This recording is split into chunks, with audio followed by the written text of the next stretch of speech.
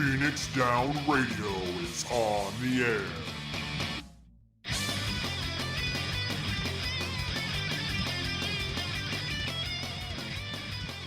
Welcome everybody to Phoenix Down Radio, episode number 141.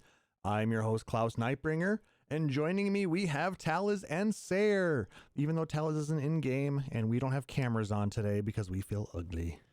Ooh, why is that chat so big? But I think it'll be fine. How's everybody doing tonight? I was doing great until Seyrr posted some trash in the chat, but otherwise I'm doing awesome.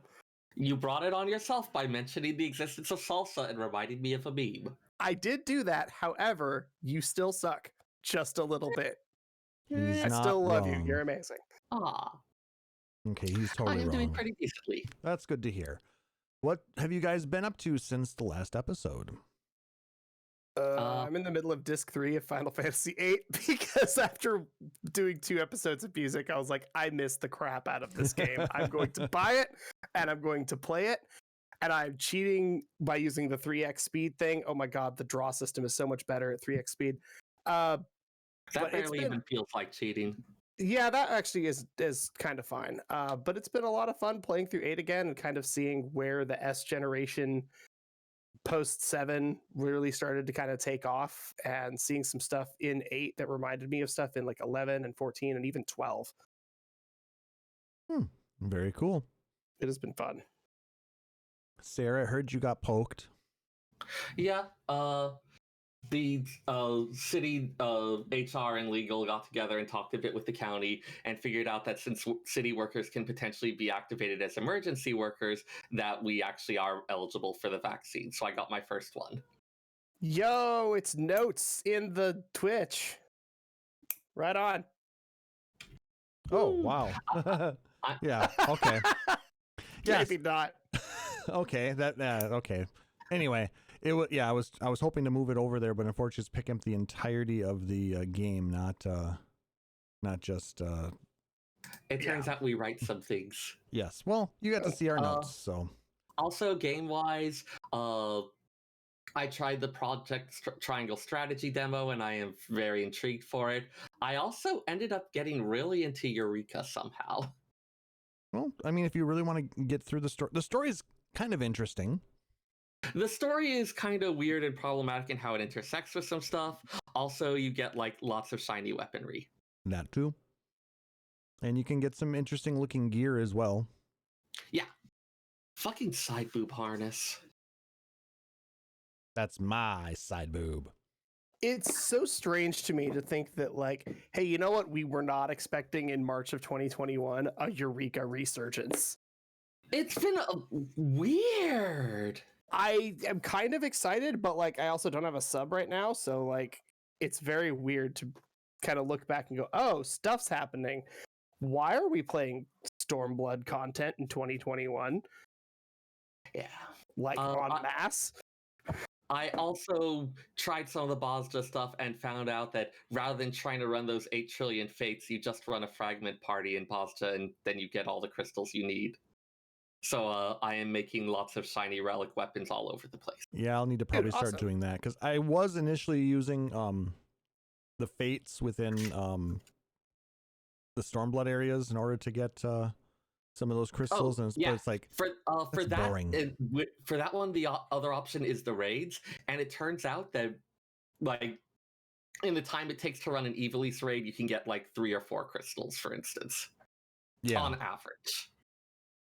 It is fine. Do those drop in Bozja as well? Those ones do not. Okay, so I guess I have to go back to my fate grinding. Oh well. I mean, I do need to get my Astro up to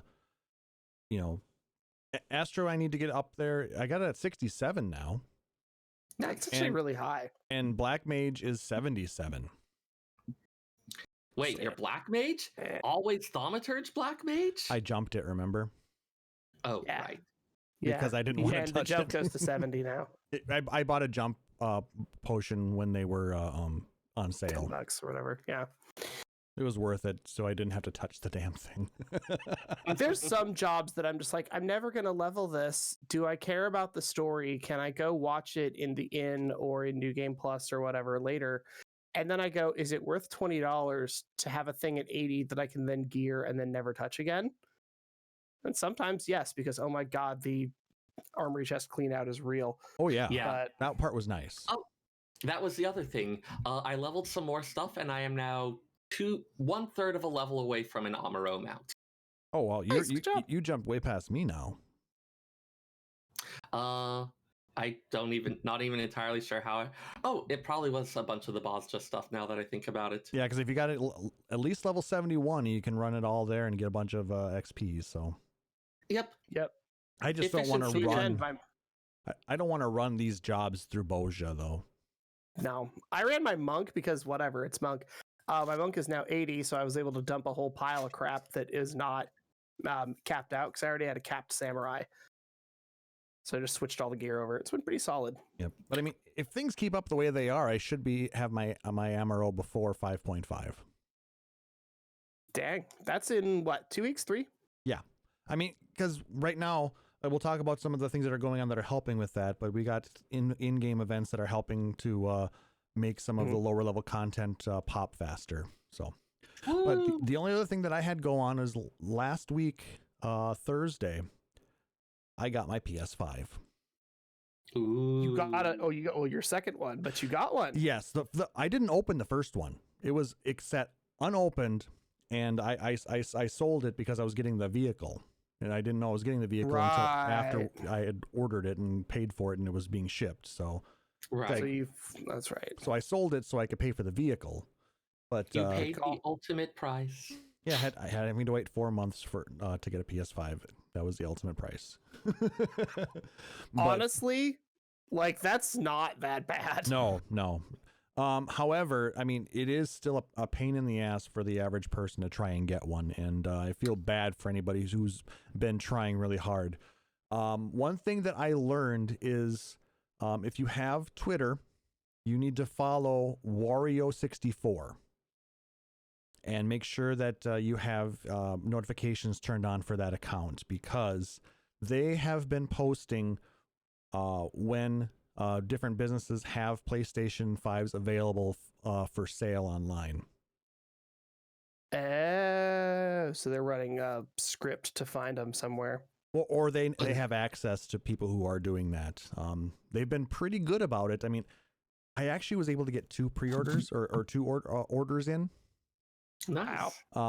Initially it was a Walmart one, but that wasn't going to be here until April 13th.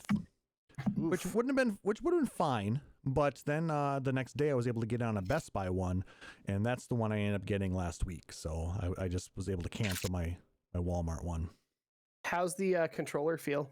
Oh, it's nice. Is it good? Is it bad? Is it? I remember I didn't think the upgrade from 3 to 4 was that drastic, and then I went back to play some Atelier games a couple of weeks ago, and I was like, "Holy God, how did I hold this thing?"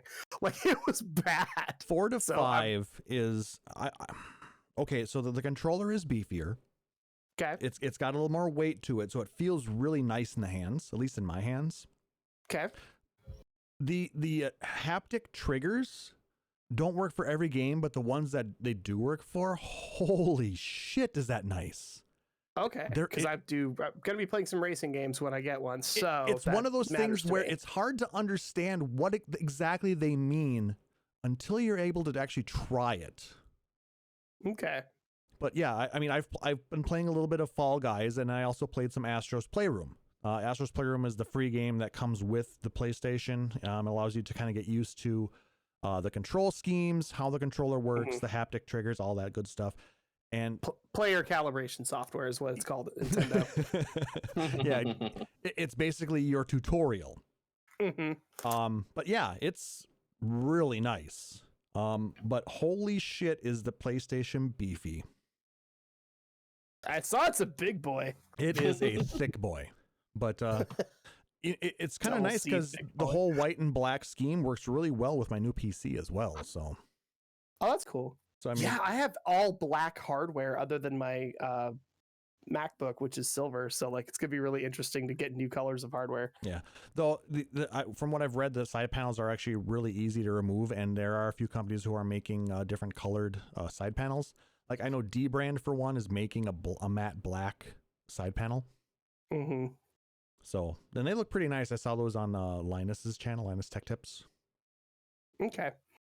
Yeah, So- I think I mean, it's me. I bought No, a I piece of know. hardware. It's getting modified within seconds of entering my house. Actually, I also heard that who was it? Brian Altano from IGN actually somebody from IGN took their side panels to an auto body shop and had them painted with auto paints. Wow, that is ridiculous, and I love it.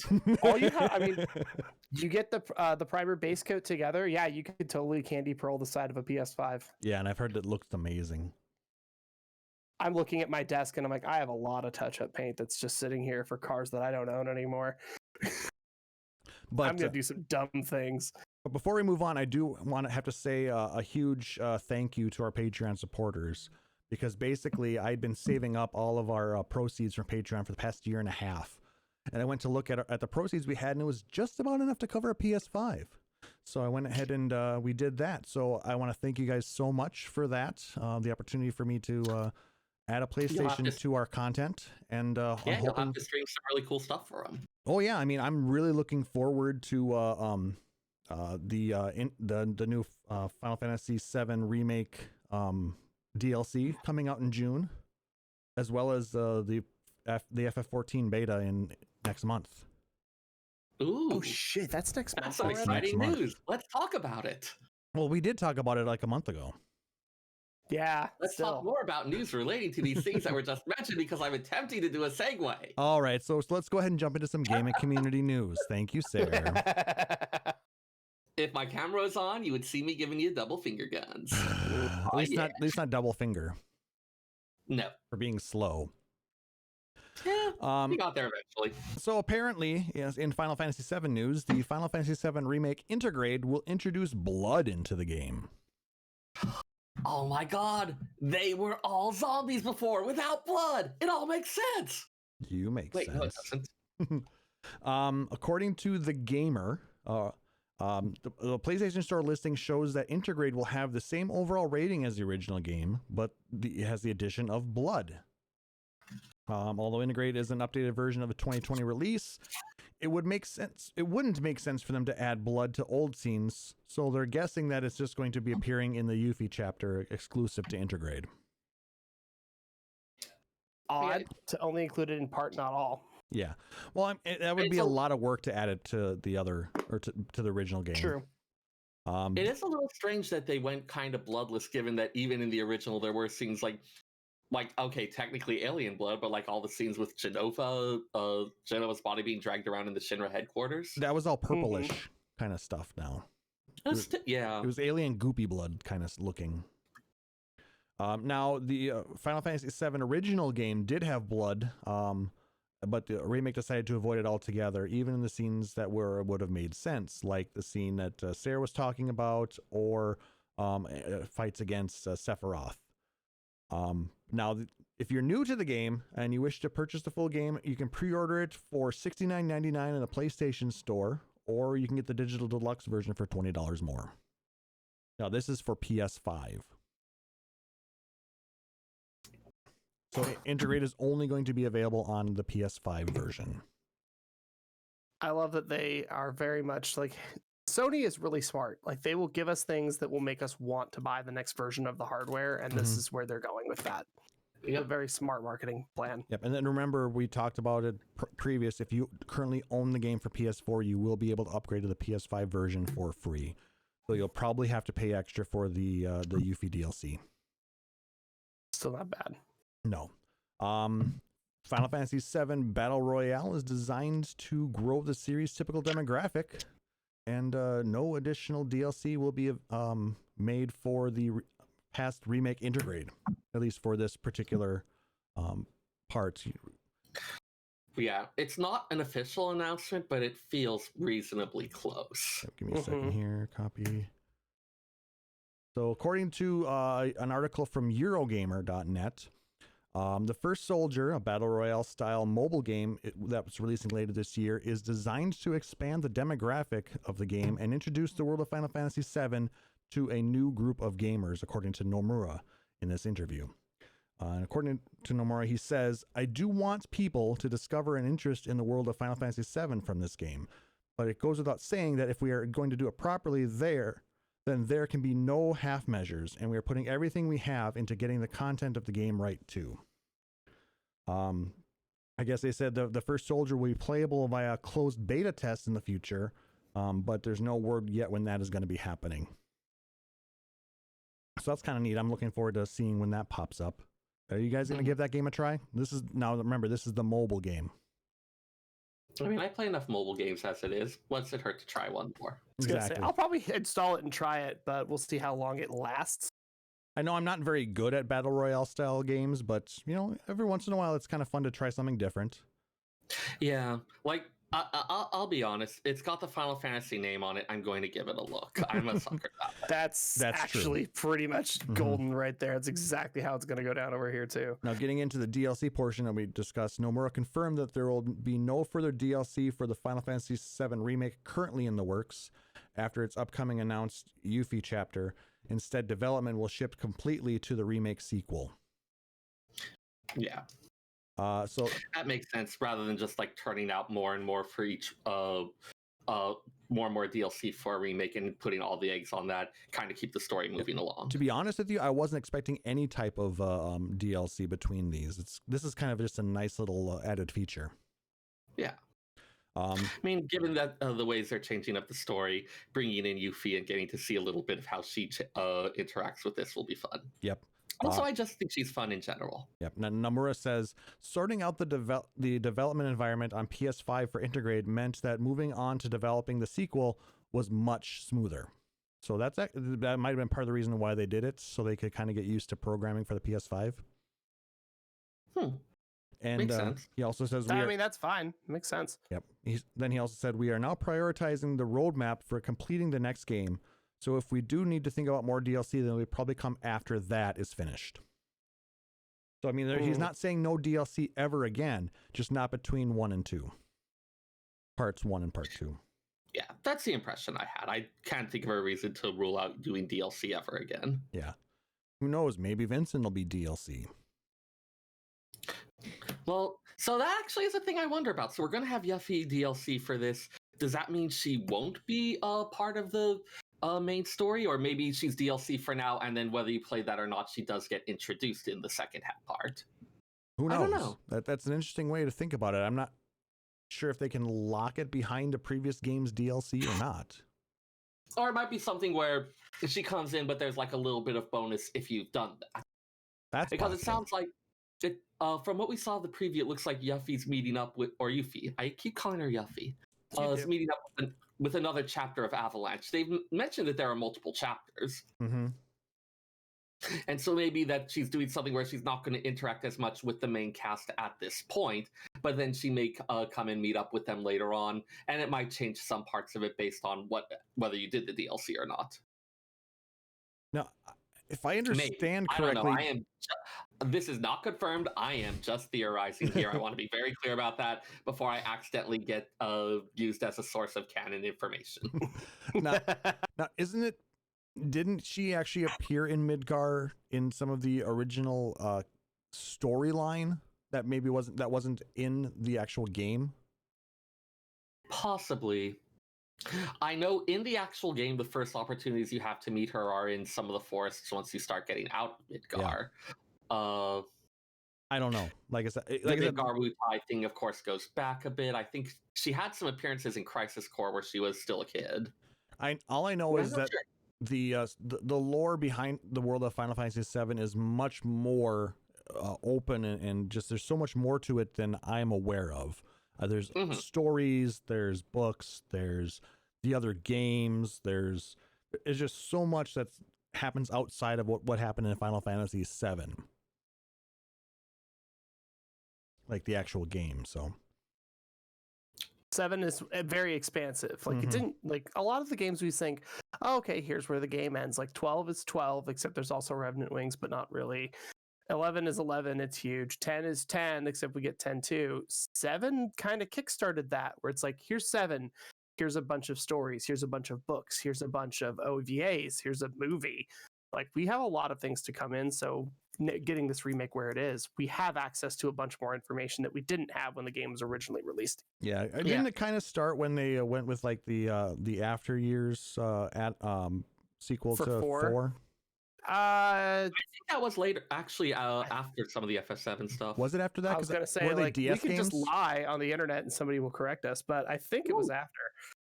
Okay, so 7 might have kickstarted, and they started to go back on some of the other games and add on additional content.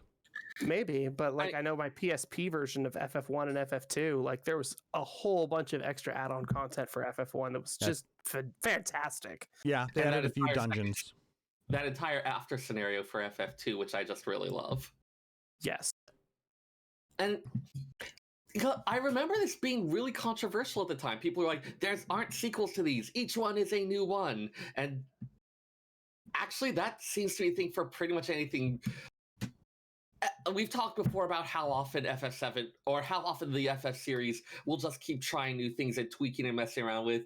And it's always ended up being at least a little controversial when they started saying, hey, we want to not even do a specific sequel, but just more stuff in this setting. That was controversial at the time because it was, okay, when there's a new game, there's a new setting for it. That's how it works. And then we go in and we go, oh, okay, it's Tactics Advance. All right, well, are we getting War of the Lions 2? No, we start off with a snowball fight in a school. You're like, which ended up being Conveyance and a whole other thing. But it just, we go in with a very, very different expectation. And then when we get Tactics A2, we all think, okay, cool. This is a follow-up to Tactics Advance. And it was, but also it was its own unique story. And then 12 exists. And you're like, oh my God, there are 4 unique single chapter, single window into this universe games. And while they're all similar and they all work very similar and they're all in the same world, they are not the same game. They do not sequel to each other. Are there 5 now? Vagrant Story. Because we have 12, we have 3 tactics games, Vagrant Story. God, yeah, that's true. Everyone always forgets Vagrant Story, but I loved that game. Oh, it was good. It doesn't. It's the same reason I don't think about like the Saga games because I'm like, no, they were Final Fantasy Legend. No, they weren't. Well, talking about highly experimental shit. Oh my God, it's so difficult to play the Saga games. They're just impossibly hard. I love them, but they're very hard. I would say less hard and more obtuse. Like, I don't know that necessarily the system is especially like difficult or unfair one. It's once you have managed to wrap your head around it, but it is not an especially accessible. I put enough time into it that I decided that it wasn't worth leaving installed. I was playing Scarlet Grace, which fairly was a stupid and terrible and weird place to start, but it gave me a lot of infrastructure and a lot of knowledge to go, should I buy a Switch and the copies on the... No, I should not. Okay. All right. Let's go ahead and move on. Last bit of Final Fantasy VII World news. Ever Crisis will be free to play and will be supported by loot boxes. They made it a goddamn gotcha. But, I mean, there's still some really cool things about the game that sound really interesting. According to an IGN article, Ever Crisis is presented in an episodic format, and each new episode will be free to play. Nomura says the current plan is to fit the story of Final Fantasy VII into 10 chapters, with the first 3 covering the Midgar portion of the story. Now, Ever Crisis will also retell other stories in the compilation of Final Fantasy VII, so expect further chapters beyond that to cover Advent Children, Before Crisis, Crisis Core, and Dirge of Cerberus. So, for those of us who missed some of those games, it'll be kind of nice to be able to play them on your phone. Yeah. For I'll free. also go ahead and on the less doomful side, if they're using how they've done Defu as a model, if you're playing it just for like the story mode, then it's generally going to be pretty accessible. It's only when you want to start doing like the hardest endgame fights and things like that, that it starts becoming a lot more pressure to make use of that gotcha system. Yep. Yeah, I mean, while you can get through a lot of the story pretty easily without having a lot of good weapons, those weapons really help. Yeah. But if it's something where if you just want to do it for the story and you're not even worried about, like, say, the more difficult mode things or the higher end ones, that usually has tended to be a bit more accessible. And I feel like that's a trend they've moved towards in general. Mm-hmm. It seems if you just want to enjoy the story, they're not going to put the pressure on you. Yeah, it seems like the higher level content is mainly going to be for challenge and for bragging rights. Mm-hmm. Continuing on, they said, furthermore, there will be new storylines for this interpretation of the story. The first original episode will reveal the story behind Final Fantasy VII, The First Soldier, the Battle Royale game currently in development.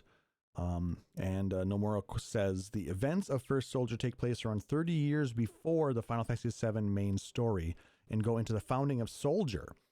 So it goes without saying that you will see some of the legendary heroes in their younger days, as well as younger versions of the future Shinra executives and other characters who will appear in the remake sequels. We're gonna have a lot of content to play. Mm-hmm. Okay. So I was wondering about that.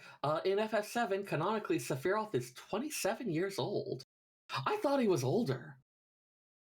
And maybe the Geneva cells. JRPG characters. Yeah, I mean, I suppose most of the characters that we're aware of were probably only in Soldier for like maybe 10 years before the start of the original game. Yeah. And think about how old they were when they started in this kind of a world. They were, 12, 13, 14 when they got radicalized. Mm-hmm. So they're only going to be in their mid-20s.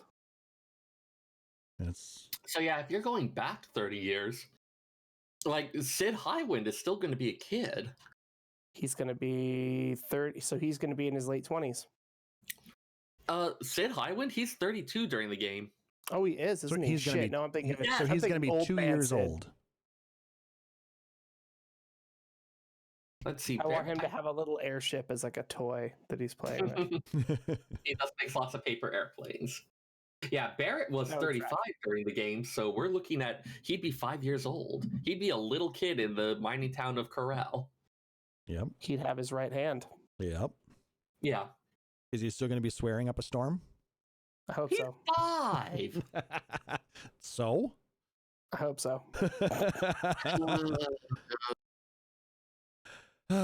So yeah, that's a lot of stuff to look forward to with in the Final Fantasy VII universe. Mm-hmm. So it's nice to get a little bit more information on those mobile games. I mean, they actually make them sound a lot more interesting now.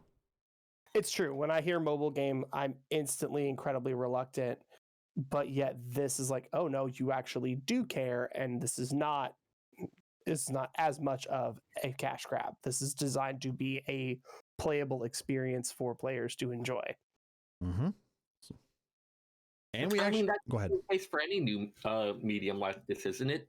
The first ones are a bit rough. Some of them are very much focused on the, oh, hey, let's just take advantage of the novelty of it. And it's only once it's been out for a bit, you start developing a set of standards and expectations, and people start getting a bit more of an idea of like, how do people interact with this? How can we play it? So the word you're looking for is duodecim, by the way. Just gonna go ahead and say it as somebody that loved the crap out of all the games except for NT. Yeah, nope. Duodecim. That's really the best one.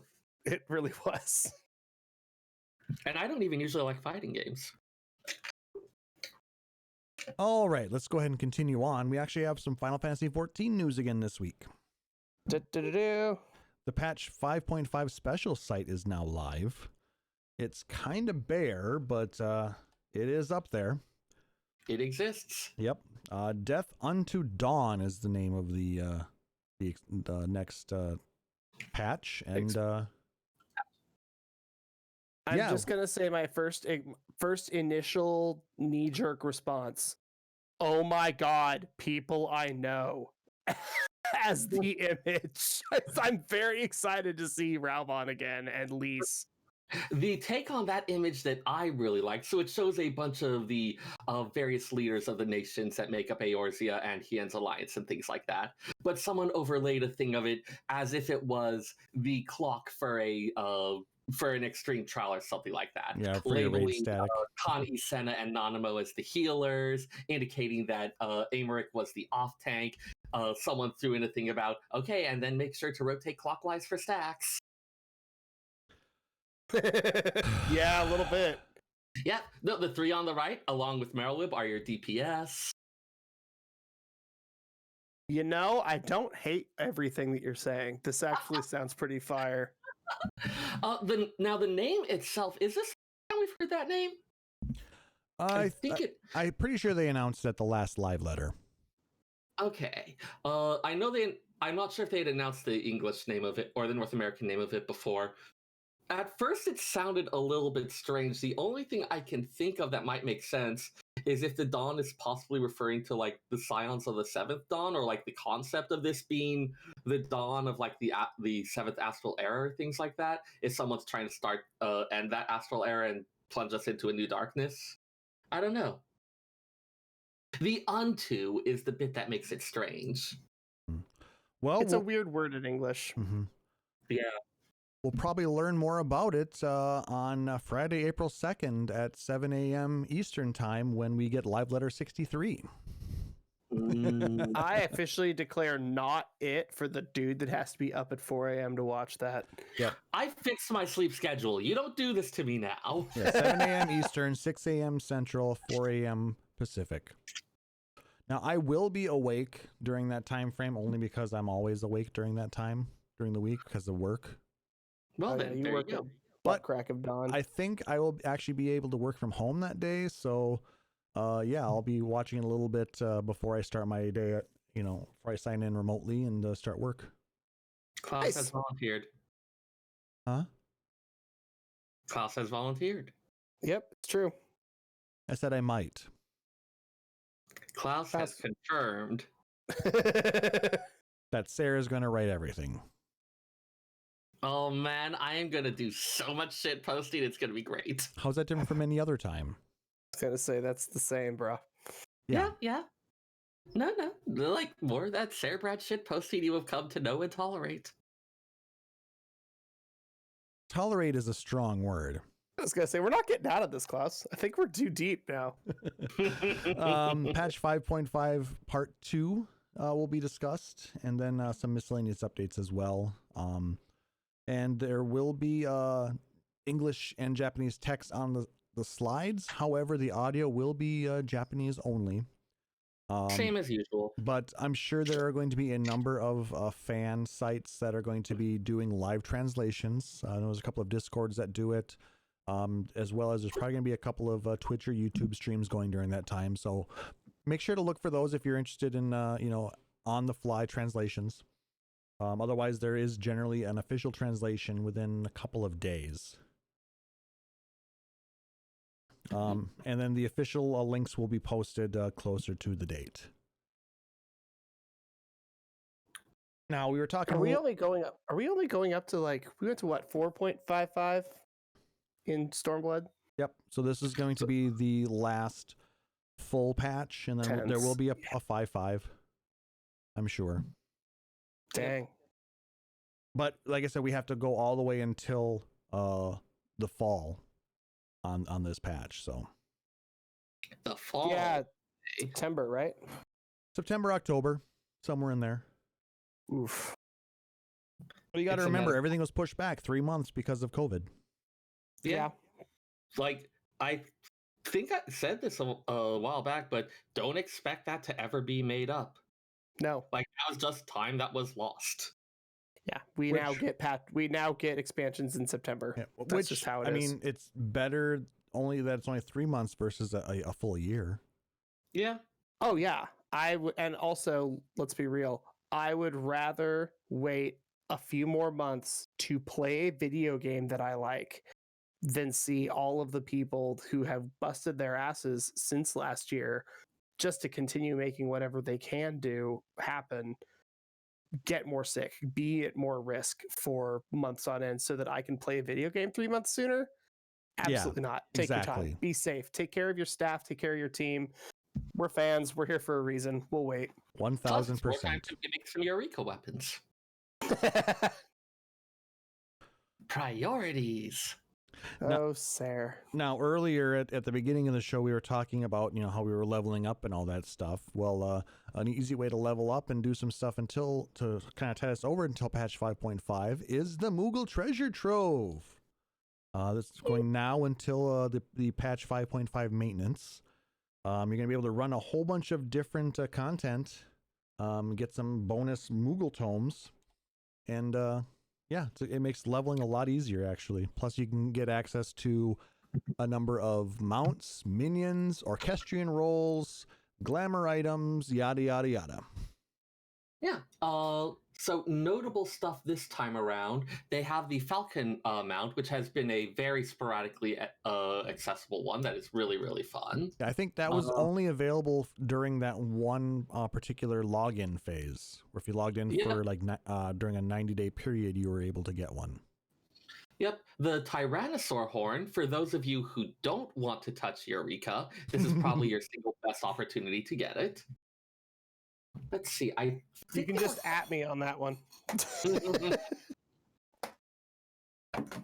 The Orchestrion roll comes from Deltascape, so I'd probably be willing to run that one, but you may not. Actually, I think I have that one already. Some crafting material, the Mariner cotton cloth used for making the old sailor glamour. Which was that came from maps, I believe, correct? Yep. Yeah, is this the first time we've had crafting materials as part of it? I don't recall. I would generally only go for specific, either the glamour earring or like orchestrion rolls or minions that I didn't have. We actually had it. I think it was the last one was the first one that they had it, but it was like a couple of little weird things that you could just buy on the market board for like 100,000 gil, and it just kind of tanked in some cases. Well, the ones that I was looking at was like cloth or something. It was some gatherable thing. And I was like, okay, well, I can spend 100,000 gil each and buy, 1 million gil worth and buy 10 of them, or I can level something from 60 to 63 in an afternoon and get 8 of them, and I only needed 4 in the first place. Yeah. So it actually was pretty nice. I think it was cloth. One of the triple triad cards has been one of my white whales, so I am happy to just spend 7 tomes and get that thing out. Yeah, I can understand that. The last event, one of the triple triad cards was one I had stayed up until 3 a.m. going for about a week prior. I probably remember how salty you were that day. Oh my god! I wasn't actually that salty about it. I was like, you know what? I wasn't doing great, and I probably would have stayed up anyways. And this is less tombstones I need to get. But there was a little bit of like, of course, that's the way. Oh, and I totally missed over it the first time, but the Nightmare Whistle. Yeah. Surprisingly difficult to get, and I think a lot of people who don't want to keep trying to run those old extremes would be happy to just take this opportunity to get themselves a black pony. Or if you're on Hyperion and you want some help and you're like level 80 and you want to low man, it's just at me and we'll run through the first 3. Dude, I have been doing those regularly for my Wondrous Tales all this time, and I only got the drop like about a month ago. Really? Yeah. Again, by accident the first time like 4 years ago. Wow. Yeah, Kane and I don't mind. I saved myself needing to get 30 tombstones out of it. Yeah. But it was like, okay, this is a pleasant surprise. Yeah. I don't know if maybe I was just unusually unlucky, but probably. I don't know, because Kane and I did it in an evening, probably about a year and a half ago, 2 years ago. We just ran a whole bunch of Garuda. I think we either were both tanks or I was tank, he was DPS, or vice versa. And yeah, I mean, the runs took like a whole minute and a half. Dude, Garuda is brutally fast now. Mm-hmm. Yeah. The only other thing I want to point out for the Tombstone event is I believe it's new for this one, that some of the objectives actually award a variable number of tombstones. Specifically, the 5 PvP objectives will give you 5 tombstones if your team takes first place and 3 tombstones otherwise. That's actually fine, because you just math it at 3 and then the other 2 are a bonus. Yeah, I'm guessing it's at least partly so people will not just be like, okay, I'm in, I am going to just like flail around the entire time, to kind of encourage people to make a little bit of an effort for that makes sense. Yeah. I mean, it sucks to get less for doing the same thing that another person does, but I mean, if you're not putting in an effort, then yeah, I mean, I understand that you're trying to incentivize. Do you guys remember effort. the Garo event? Yep. When people were logging into PvP and it was literally just 48 people standing around for 15 minutes to get Garo gear. Hey, End to end for months. It was boring. And all the actual PvP players, there'd be half a dozen of them in a match, would be like, why? Why? This is awful. We can't even play the thing we like because there's so many people doing this. So having that incentive ideally I prevents people from doing that. They want to encourage people to play PvP, which is different from queuing for PvP. Yeah. Accurate. But yeah, I mean, like I said, that's helping to get some of the 24-man raids queue popping, as well as getting the PvP stuff to go, and it's still making the main scenario queue pretty fast. Though it's not like it's slow as a healer, so. But I have been getting more Prey versus Castrum, so. Klauss, completely unrelated, but somehow you just triggered a wonderful / terrible idea. Oh God, what? I'm Parody song of My Lip Gloss is Poppin', My Tank Q is Poppin'. You're fired. I'll kill him.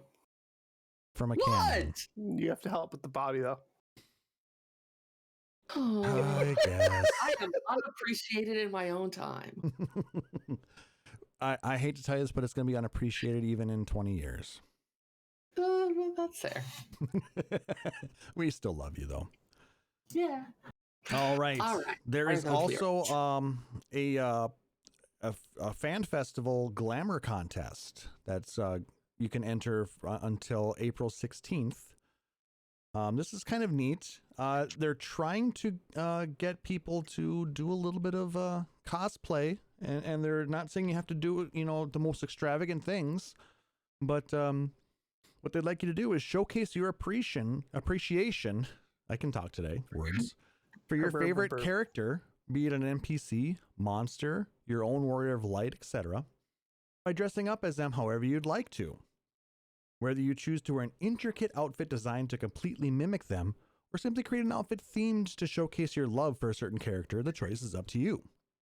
And you've got until April 16th to submit your entries for a chance to win your choice of either the Ahriman or Mandragora chokers.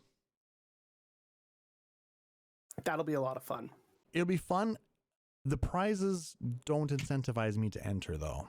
No, not really. But I don't know. Yeah. I feel like part of me just wants to grab my sword and take my shirt off and just stand in my garage with the Warrior of Light tattoo and a sword over my back. I won't win, but it might be fun. Well, see, I'm wondering if they're limiting the prizes because they're going to give it to everybody who enters. There is no mention as to how many winners there are. So this one is in-game participation items. Yeah, that was one they're specifically mentioned as. Mm-hmm. Yeah, those chokers they're the in-game items. Yeah, they describe it as a showcase and not as a competition. Oh, that's true. Yep. So, I since it's supposed to be part of the FanFest, and since FanFests would normally have the cosplay contest, this feels like, okay, we can't have that, so here's an attempt to replicate that. I mean, and I appreciate that the effort that they're putting to do that portion of it, to kind of get people to get excited for the upcoming digital fan fest that we've got coming, and to dress up as what they may have wanted to if they were able to go to San Diego or London or Paris, was it, or Germany? I don't remember. Somewhere in Europe. Well, no, it was London and Japan. Never mind. Duh. London, Tokyo, and San Diego. I thought it was actually going to be outside of Tokyo this year. Wasn't it in Yokohama? Or some outside prefecture, I thought they were going to do. I honestly, since we can't go there, I kind of didn't bother putting purchase in my brain for it. No, you're fine. Yeah, exactly. I mean, that's why I don't know why I completely spaced out on the Japanese location. I mean, given like the people who really love doing the cosplay, who do a lot of stuff, they would do it even if you weren't offering anything that special of a prize, they would do it just for the love of it. Oh, yeah, just for being able to like show off the costume, do all that. So I think it's more just adding like a little incentive to say, yeah, no, we want you to do this. This is something that we will have this actual thing for. Yeah. But, like the people, and the last thing you would want is to offer some unusual thing, amazing thing, and have a lot of people coming in with just kind of crappy ones in order to just win the prize. Yeah, because I mean, I know there is a lot of amazing cosplayers in the 14 community. I mean, there's Cheza, there's she's like the one that comes to mind first and foremost, because just all the cosplays she does are amazing. Ultima _ Klauss on Twitter. She does a whole bunch of really insane stuff as well. There's one who actually has a cosplay channel on YouTube. She's also no, it's not Show. It's somebody else. I can't think of, and I feel bad that I cannot think of her name, but she's done some amazing cosplays. I mean, Aya, who actually works for 14, she's an amazing cosplayer. Which is awesome. The fact that it's like, what do you do for a living? Oh, I work for SE doing 14 stuff. Oh, and that's also a passion Twitch, project. Also a Twitch partner and an amazing cosplayer. So, I mean, can't get any more, can't get any type of more amazing jobs than something like that. Correct. Also, looks like Seyrr is in the chat sharing his lyrics to his self-titled debut album. Let me go ahead and ban Seyrr. That's a reasonable response. Anyway, if you're thinking about doing that, I mean, I actually did contemplate it. I've got that one Glamour of Klauss with the vest and the tie and the white shirt, I was contemplating doing that, and then, doing something with my hair to kind of spike it up and kind of get the hairstyle going. I mean, I do have red and brown hair right now, so. And a beard. See your vest. No. Wait. So I actually lightened my hair so that I could put green back in it, and it lightened everything super blonde except for the green that was in it, which is now blue. And my hair looks like I should be able to special summon a toothpaste themed cartoon dragon. And I'm just like, I don't hate this, but it's very weird. So now I want to glamour my 14 character, but I went to check and it turns out my sub has lapsed. Oops. So no glamour for me. We may have to get you a time card or something. I mean, I have the money. I just haven't bothered to do it because I'm lazy. But now Sayr's like, hey, do you want a Tyrannosaurus? And I'm like, God, yeah, damn I kind it. of want a Tyrannosaurus. And then we also have a little bit of Final Fantasy adjacent news. You guys may be familiar with the studio Luminous Productions. That was the studio that was formed by former Final Fantasy XV director Hajime Tabata before he departed Square Enix. Their new IP, Project Athia, now has a name. It will be released as the Forspoken in 2022 as a PS5 console exclusive, as well as on the PC. Now, during a latest online showcase called Square Enix Presents, they showed a new trailer introducing voice actor Ella Balinska, sorry if I butchered that name, who it will be voice acting the main protagonist, Frey Holland, this last Thursday. Let me put the link to the trailer in the chat. I watched this and oh my God, I can really see Final Fantasy XV influence in this gameplay. Also, like, black female protagonist? Fuck yes. Mm-hmm. Yeah, I'm very much excited for that. I mean, that's huge. The voice acting is really good in the trailer, as well as, like I said, the gameplay looks a lot like a more streamlined version of what we had in Final Fantasy 15. You got that. Go ahead. Remember when the trademark showed up and people were like, "Oh, hey, maybe that's the next FF14 expansion." Right. No, it's just running under the Luminous engine that 15 had. So which frankly, while I was kind of iffy on the actual game of 15, it worked really well. Mm-hmm. So having that engine as something to base things on is a very, very good move. Yeah. And like I said, I think the game looks really nice, and I'm interested to learn more about it. Oh, it looks phenomenal. But yeah, it's just it is actually gorgeously rendered. Like I said, the stuff that you can do with a PlayStation 5 is phenomenal. So looking forward to hearing more about this one. So yeah. I looked to see if there's anything else within the Square Enix Presents. It was like a Nintendo Direct style kind of presentation they had, about 40 minutes, and they showed there's going to be like a Shadow of the Tomb Raider, the new trilogy. They're going to do like a trilogy release pack for the new Tomb Raider trilogy games. That'd be cool. There's going to be a new Life is Strange game coming out. There's only one, right? I thought there was already a sequel. There is there's currently 2 games out. One came out in 2019. I was gonna say last year, but no, that's more than a year ago. 2020 didn't happen, so everything feels like last year. You're not wrong.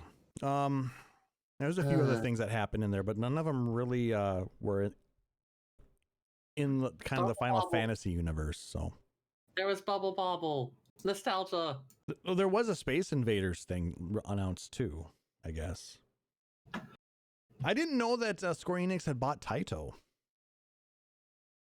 I don't know if there's a partnership or something. Or something like that. Yeah, there's either a collaboration or SE and owns Taito. I don't know what it is, but there was some mention of Taito in there and Space Invaders. I'll explain why Seyrr said Bubble. I played that game a lot when I was a kid. We actually had it on computer. It was one of the things in my college dorm. Someone had set up a MAME emulator in a arcade cabinet, and Bubble was one of the ones that was frequently swapped onto there. Nice. Anyway. See what I started? Look what you did! Oh my god! Yep. I mean, don't put it on Klauss. It does not take much. Yes, I know, but he knows it doesn't take much, and he's sitting there with an entire box of matches, flicking them at the gas can that is your brain to see which one makes it go boom. I like this analogy. It's a fun analogy, also very dangerous. Please do not flick lit matches at gas cans. Phoenix Sound Radio does not condone flicking matches at the burning down of your house. See, I couldn't even get through that with a straight face. God. Jesus, no, I can't either, man. Oh, Christ on a... So yeah, that was a lot of good news. Actually, a lot of good discussion and news coming out of that. So I really appreciated that. So, what you guys are all here for, I guess. Disc 3 of the Final Fantasy VIII original soundtrack. Thank you once again to finalfantasy.fandom.com for the amazing information on all of these soundtracks. As well as if you guys have been enjoying the music, please look for it out on your favorite, whether it's Spotify or Pandora or Apple Music. I'm sure you can purchase it in a number of places. If you want physical copies, you can always go to like Amazon, or there's just a ton of places. Phoenix.com has some of the newer soundtrack compilations, but the older soundtracks, you'll definitely want to start looking around on things like eBay as well. Yeah, definitely. I mean, I've been using eBay a lot for getting some of the original versions, but same. It's nice that they have a lot of it as available in digital libraries. I think Spotify has most of them, honestly. Yeah. There's just something to be said about having the actual CDs sitting on your case. And it's just like, yeah, those are nice looking. It's one of those weird things where, like, I like having the CDs because, like, the art, the binding, the fact that I can look and say, I have 250 Super Eurobeat albums. That's pretty fire. I'm still 100% using Google Play Music. Like, I'm not going to pretend that I'm actually using the discs for discs. They are literally just... So Taliz has 7 t-shirts, but he has 500 CDs. I actually, let's see, how many do I have? 1, 2, 3, 4, 5, 6, 7, 8, 9, 10, 11, 12, 13. I have 13 CDs that I own. 7 of them are Eurobeat. 4. Oh, okay. We'll get into what is in Taliz's CD library at another time, but we actually just went through the whole thing, so we're done. okay. But so let's go ahead and jump into disc 3. If you want to follow along, there's the link in the chat, but let's start with song number 1, The Spy.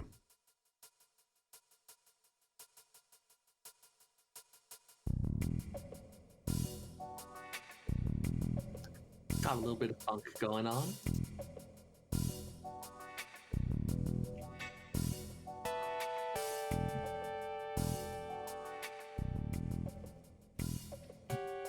This plays in the missile base, and while in the elevator when first arriving to Esthar. this sounds like we know what we're doing. I mean, both of them are in a situation where you are somewhere that you really shouldn't be and are going to get murdered horribly if you get caught. That first Esthar trip you actually make in another Laguna dream. But I think this also plays when your characters first get to Esthar. Yes, it does. Yeah. But Possibly as a callback. I don't know why, but this really does remind me more of Laguna than any of the other characters in the game. Mm-hmm. He is leveled up to suave, sophisticated. Kind of. No. In his own mind.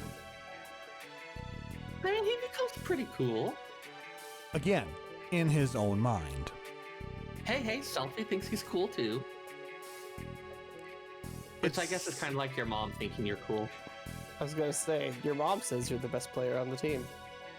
Which is why they don't want to risk you getting injured, which is why you stay on the bench.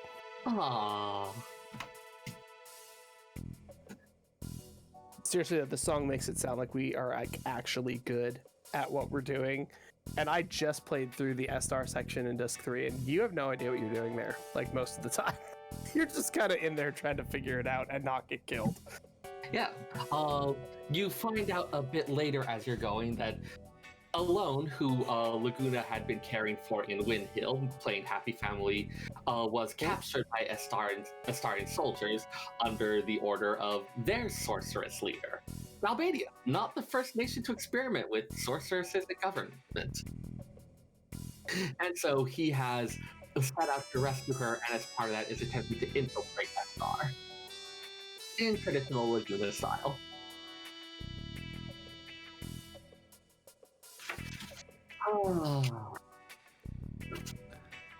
All right, I suppose we can go ahead and move on to the next one, because it kind of repeats here at this point. This is an area where it's very loopy, and you have to go talk to NPCs to hit flags. Yep. Yeah. Oh, yes. Retaliation. Yes. This plays... So after all of that fun in the missile base... Yes, this plays during a cutscene showing the missiles approaching the garden.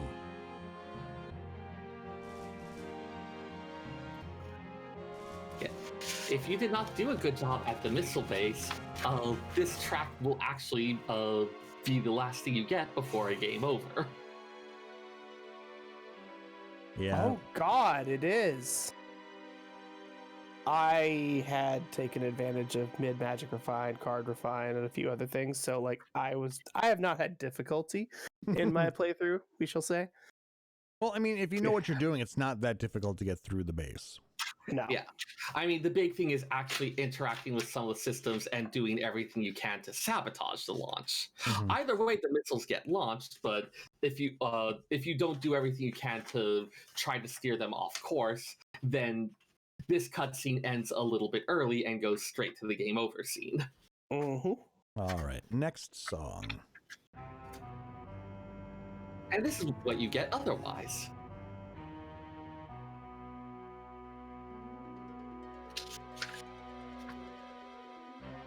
It's called Movin'. Subtitle, holy shit, it flies. In both of the cases it plays, something is moving that you would not have expected and maybe shouldn't be. But it's moving now and you gotta work with it. Yeah, it's a little bit of a rough first flight for Balumgarden, especially since Squall has never flown a giant school before. Then again, nobody in the school. Like anyone else has. Yeah, I was gonna say, like, anybody else in the school has flown it. Except for maybe Norg, but... The other fun thing is that because it's such a janky thing to fly, the actual controls on the PlayStation controller don't make sense and they're not intuitive. Like, almost as a way to say, like, this is difficult and dumb and doesn't make sense. Where is your acceleration button? It's just really difficult to try and do.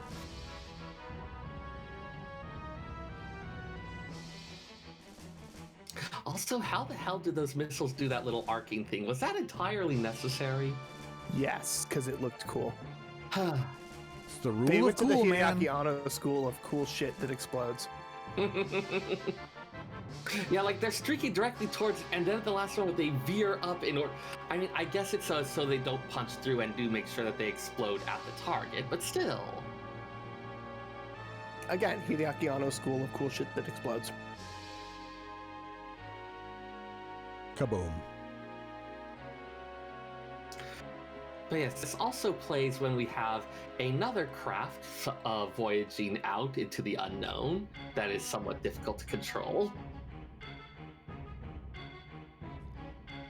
Later in the game, you find yourself in space for various reasons, and someone sets out from the space station to release a captured sorceress.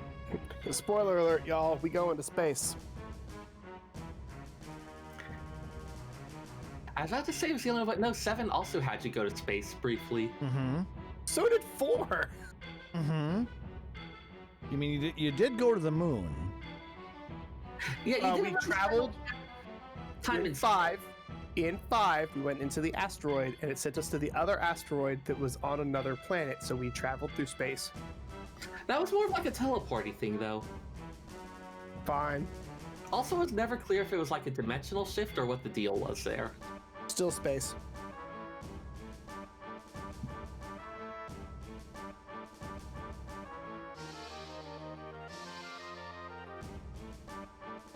There's a certain tension to this.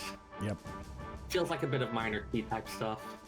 But I mean, a lot of stuff happens during this. I mean, that's why it's a 5-minute track. Yeah. And it's not a lot of looping because we got a different feel right here. Yeah. But this is one of those multi-cutscenes. Like on the OG disc, like it would play the cutscene and then it would stop for a second and they would have to load the next one because we were still on CD technology back then. Yep. Yeah, there were a lot of cutscenes comprising this entire sequence. Because I think it also started down in the depths of the garden where you're activating the various machines that are going to end up it's some type of protective system that then has a very unexpected effect. And this entire thing with like that elevator platform rising up, bringing all of this to sit in the headmaster's office. There's a lot of unexpected shit going on during this sequence. All right, I think we can go ahead and move on to the next piece. Yup.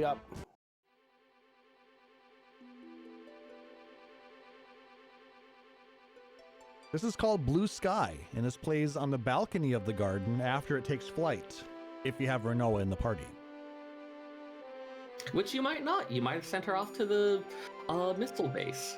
In which case, she'll die there. So sad.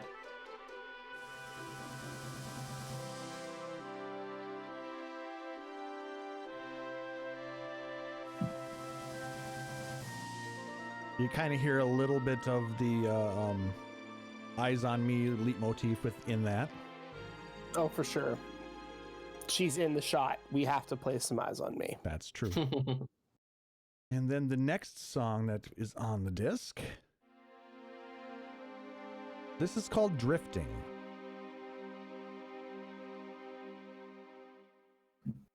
This is kind of Elone's theme. It plays in most scenes with her in it. And it also plays when Rinoa is floating in space after Adele is released. Spoiler alert, that's the sorceress that we released in space. Yep. Oops. Well, technically it was Ultimecia that did it. She was possessing Rinoa. In both cases, you've got, like, the name Drifting is interesting because you've got, literally in Rinoa's case, and metaphorically in Elone's case, this woman who's been cast off from the life that she was building, from any sense of normality. Rinoa having become a sorceress and having been possessed by Ultimecia and then literally left out in space. Elone having been kidnapped from her happy home growing up.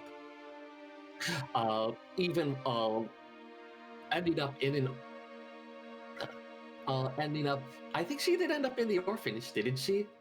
Mm-hmm. Mm-hmm. Like, you find a lot of the strange things in the game. She ends up being the driver behind it because she's just trying to reclaim some part of that life. She's kind of like drifting through, not really sure what to do now that everything's been thrown into chaos. And she spends a significant portion of her life and the game that way. So it's a very sad, very melancholy sounding track. Yeah.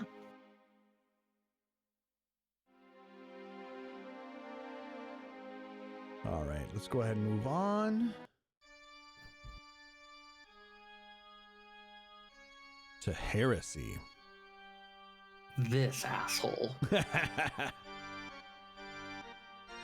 Big froggy looking motherfucker. Oh, dude, you want to know what makes me the most upset over the whole damn process? Someone, and I won't say who, got trigger happy and forgot to fucking draw Leviathan, and Oh, yeah, it's You'll not get- worth going back. you'll get another opportunity. I think all the drawable ones, you get another opportunity for them in the last dungeon. You do, but it's still stupid that I just completely forgot it. Yeah. Yeah, as someone who gets absolutely paranoid about things that are missable forever, that was not a fun time. I was like, it's stupid, it's annoying, but I did it to myself, it's my own fault. Yeah, I'm just not a fan of having things that are missable forever as part of design in general.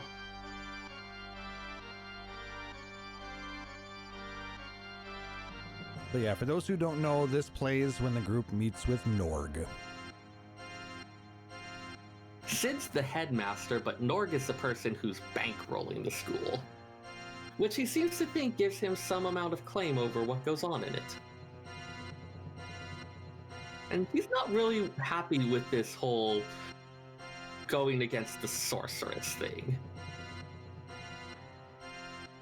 Good news, we have teenagers, and they are going to kick the ass of you, because it's a fun thing to do today. Any philosophical disagreement can be solved with violence. That's a good life lesson right there. Phoenix on Radio does not advocate the use of violence to solve any problems. But boy, oh boy, if you do, let us know, because it sounds like a hell of a lot of fun.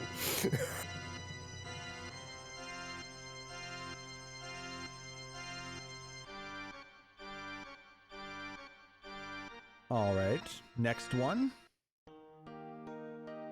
A very different sounding song, thankfully. A nice peaceful little place, Fisherman's Horizon. We're not welcome there. No, you don't think. This is one that I'll hum from time to time, like when I'm working.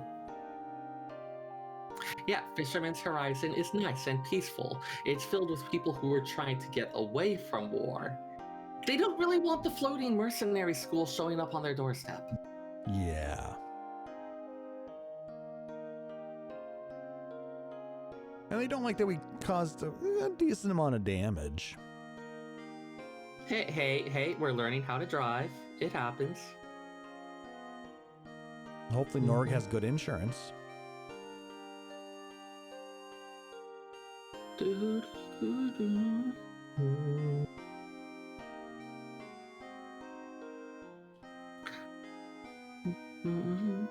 But yeah, it's nice to have a spot that we can kind of rest and relax at a little bit. I mean, we've been fighting at missile bases and, you know, beating up people who have been, you know, funding the school, you know, that we didn't know about. And Also fighting monsters down in the depths of the school so that we can make it start flying for some reason. This music also gets used as the theme for Wind Hill, I believe. yes, that is correct. Mm-hmm. Which again, calm town music. Mm-hmm. yeah. This is a world that is racked by various wars and military actions and things like that. And then you have the places that are just kind of removed from it. That this is something that is going on out there, but not here. Here it's peaceful. Everything is fine here. There's no war. This is fine. Everything is fine. Which is why it's such a shock to them when the war, for instance, comes to Wind Hill and takes it alone.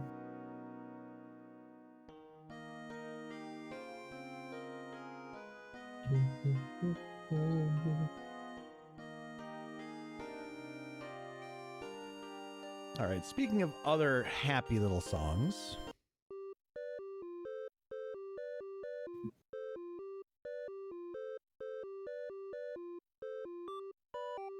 This is Odeca de Chocobo, the theme of Chocobo World. The little mini game that most people never got to play. Because I believe the thing for it was only available in Japan, wasn't it? I want to say it may have been available in very limited release in the US. It maybe had to be imported, but I know Chocobo World was available in the Steam version of the game. So this was something where you would take the memory card that your save was on and when you weren't playing the game, and you could put it into, what was the device? It was kind of like a Tamagotchi-ish sort of thing. Mm-hmm. And then you could have a cute little mini game that you would play with your Chocobo and have it go fetch items and things like that. And then Kind of when the original VMU a la Dreamcast. Yeah. And then when you brought the save card back and started playing again, you could get all the various things that your Chocobo had retrieved. Yep. I think there was even a Guardian Force that was only available that way, wasn't it? I believe so, yes. But like I said, when it went to PC and Steam, it was available. I think they changed it, put it in the game somewhere. Yeah. That song also plays on the road in Wind Hill where the Chocobo appears. The Chicobo. Not the Chocobo, the Chicobo. I'd always heard Chocobo Chick, but I'm not sure if I like Chicobo better. It is a cute term. As opposed to Chocobo Chick? Yeah. Chicobo. Chicobo. Both are weird. Both are good. Yes. Both are adorable. Truth. All right, next song.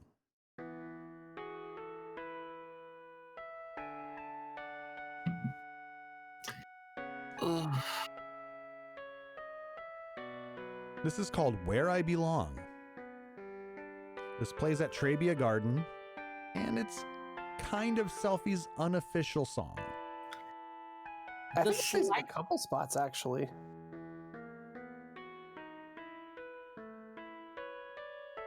Where else does it play? I want to say it also plays in... It is still Selfie related. I think there's a cutscene of her later where they use it as well. But it's in reference. She's talking about Trabia Garden. Yeah. The base theme is Ami, isn't it? But then it's like you've got that kind of tinny quality to it, Yeah. which I think is very intentional here. Because when we finally do get to visit the third Guardian, Trabia, the one that Selfie calls home, that she's always talked about her things there, the friends she has, we find that Balum wasn't the only garden that had missiles launched at it. And Trabia didn't have someone to find an ancient thing beneath it and turn it into a mobile garden. Nope. Which is why, among other things, we get to drop in on and take a peek at Selfie meeting up with her friends as she goes to their graves and tells them about the really cool festival that she got to put on. Oh, why are you making me sad, Seyrr? It's what I do. You're awful. Well done, but you're awful.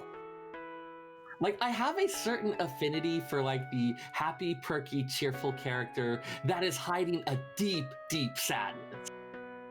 I also really liked Vanille. You know, I'm not surprised, but that's also not great.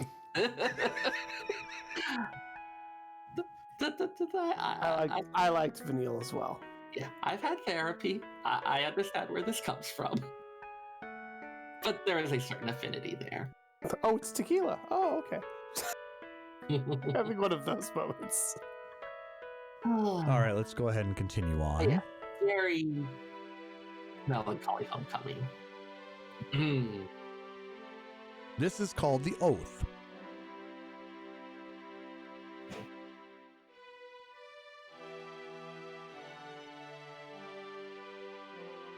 Now, according to fandom here, this plays during scenes when Squall's leadership and heroism is highlighted, such as at the Sorcerer's Memorial, and when the party, Fujin and Raijin, confront Cypher in Lunatic Pandora. The name The Oath is interesting because there's pretty much one context that we see the idea of actually swearing an oath come up throughout the game, and it's the idea of a sorceress and her knight. We have, of course, Cypher's romantic dream of being a sorceress's knight, a somewhat twisted, childish view on what this all means. And Squall, who had wanted to be a person who thinks that everyone should be able to fend for themselves, starting to come around on the idea to the point where he's the type of person who could become someone else's knight in like kind of a healthier or more mature way. Like the use of them of Squall and Cypher as foils for each other is something I really didn't appreciate the first time around. But having this thing showing Squall coming into his own as a leader, as a fighter, as a sorceress's knight, with the song called The Oath, really fits. That's deep. That's what I do.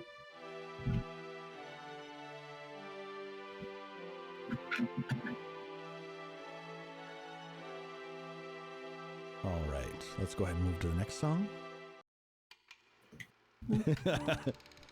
I love these. Ah, yes.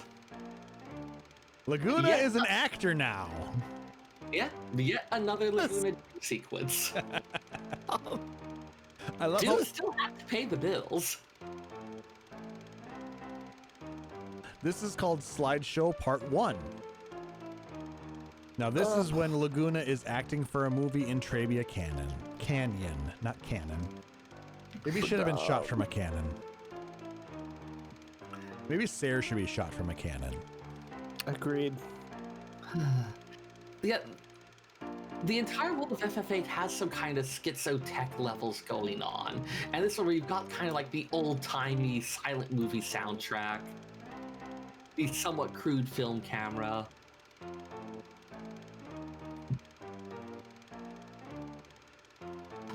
Yeah, it's pretty funny. I mean, especially when you compare this to the Esthar Empire, and they're very technological even at this time. Yeah. They have also... There's reasons for that. There's definitely kind of like uneven levels of tech throughout. One other fun... So as this movie being shot is taking advantage of a lot of the world's legends about sorceresses and their knights. And so Laguna is acting in the role of a sorceress's knight. Yes, a literal knight. Yep. Among other things, using a very awkward weapon that the director found for the movie that he thought would be, make it really eye-catching. So he actually is, for some sequences of this included minigame, wielding a gunblade. Very uncomfortably. He remarks on how awkward it is to use. And then you think about, I remember Cypher talking about having seen a movie when he was a kid with a sorceress knight who was using a gunblade. Yeah, kind of funny how Laguna that started it all. damn you, Laguna. It's Laguna's fault. Confirmed. And it is kind of funny to see this corny, cheesy movie and realizing it was the catalyst for all these huge life decisions. Really brings home just how much fucked up little kids these mercenaries still are. Now this is part 2.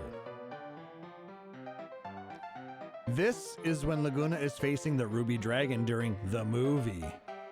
Definitely also part of the script, guys. Yeah, it's fine. Don't worry about it. Wow, you guys did a great job on the dragon costume. It looks so real. Tone it down with the fire breath. One of my favorite parts of the game. Just because of how goofy it is. He just wanted to make an extra paycheck. He just needed some money so he could keep hunting for a loan.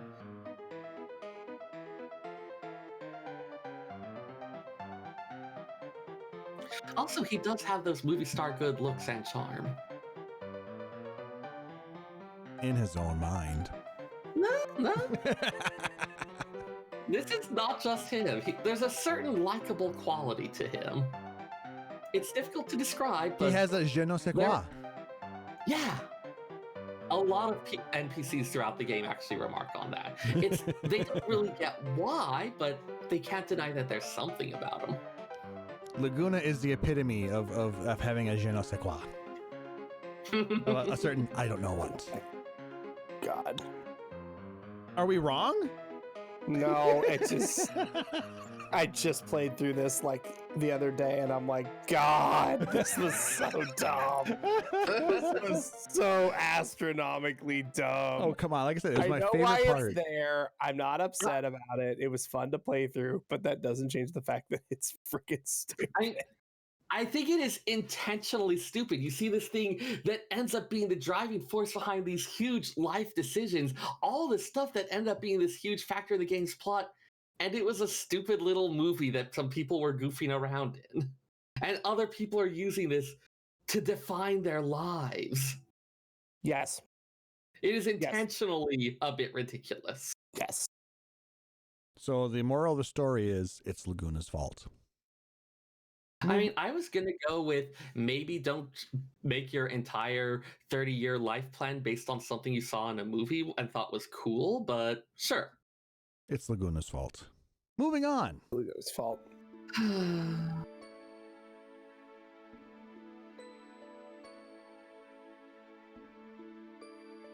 This is called Love Grows.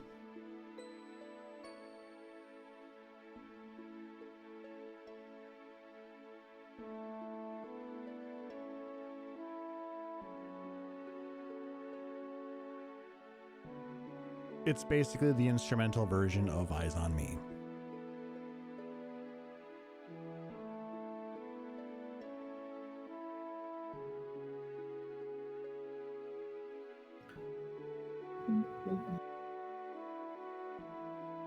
And of course, this plays during scenes between Squall and Renoa. Like that sweet little discussion they have after Selphie finally gets to put on her big festival show. Which was so much fun. That was Seyrr's favorite part of the game.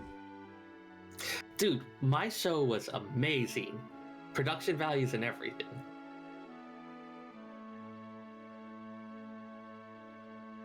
Hey, Seyrr. Yeah?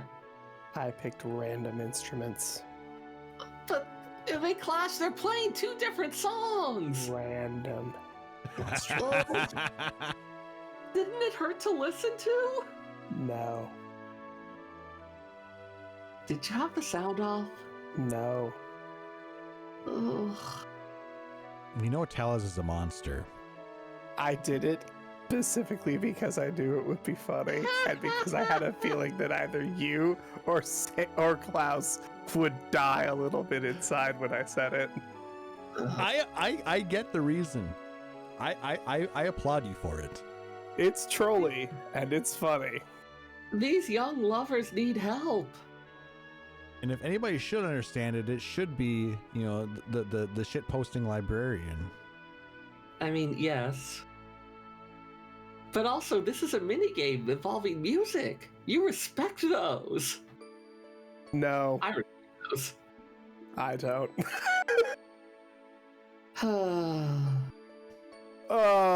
Sorry, man. It was pretty funny to hear your brain shatter from 2,000 miles away, though. Yeah, Taliz also probably went through the Starlight celebration and hit as many wrong notes as possible during the choir scenes. I attempted, I did bad, and then I asked, I said, hey, is there a way to listen to it if you fail all the way? And like immediately somebody in my raid group was like, yes. And sent me a YouTube video of everybody just like trying to sing really poorly. It's actually included in one of the OSTs. It's so good. It's so good. I can't even fault you. All right, let's go ahead and move on. I mean, it's a good song, but still. It is a good song. It is a slow song. It is a 4.5-minute song. And we're almost through it, which is sad, but... let's go to a very different feeling sound. The Salt Flats.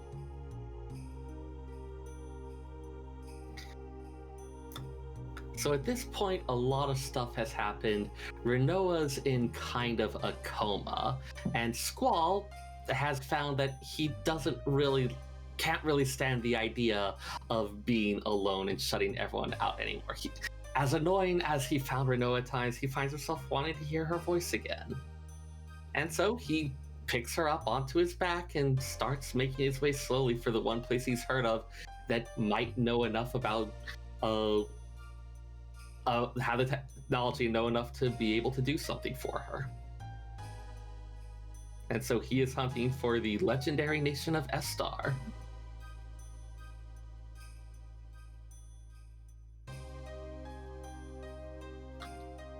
Now, this is a pretty desolate place. This is a very difficult part of the game as well, because if you aren't paying attention to the fact that this is a game that was built on a memory buffer, because again, CD-based technology, and part of the puzzle that is this Great Salt Flats area utilizes that as part of the puzzle solution. So you have to be very acutely aware of how to solve this puzzle in order to be able to solve it. And just generally paying attention to your surroundings. Mm-hmm.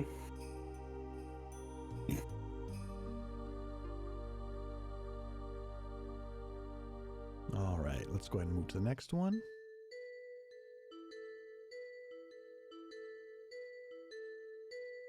This is a cute little song called Trust Me.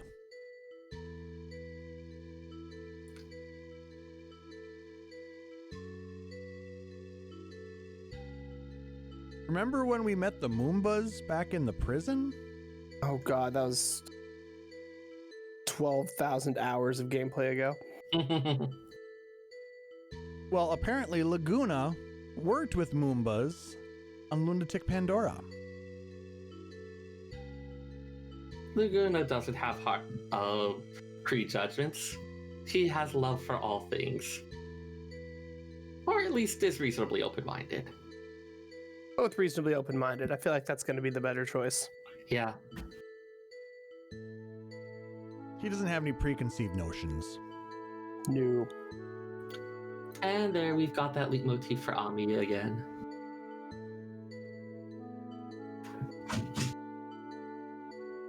This is also a song that plays during several scenes between the friends. Mm-hmm.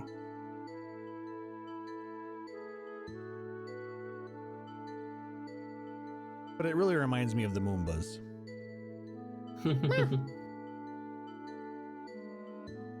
Adorable little whatnots. And this little bit is the reason why Squall was able to basically survive that whole ordeal. Yeah.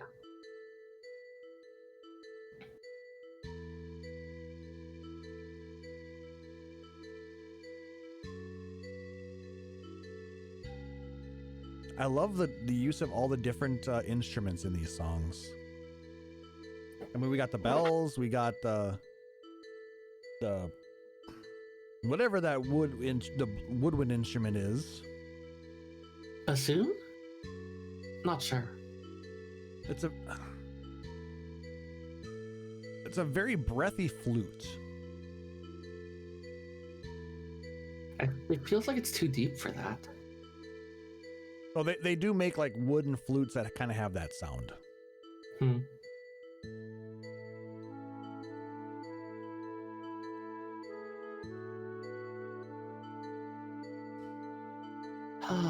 That's one of the things that I really, really enjoy about Uematsu's music is he's not afraid to use different instruments. He will use whatever he wants. You see that with Soken too, like just for a lot of the really, or like I'm thinking of the Crystal Chronicles soundtrack where there's a lot of those really old ones. Like the hurdy-gurdy? Or the Crumhorn. It's like, you know what sound you are going for, and you will go through a literal ocean of instruments to find the one that will get just the right bit. Square Enix music is some of the best video game music. Hands down. Doesn't matter if it's Final Fantasy, if it's Dragon Quest, if it's whatever. It's just so good. They have so many good composers and musicians. I think we're ready for a new song. I think we are.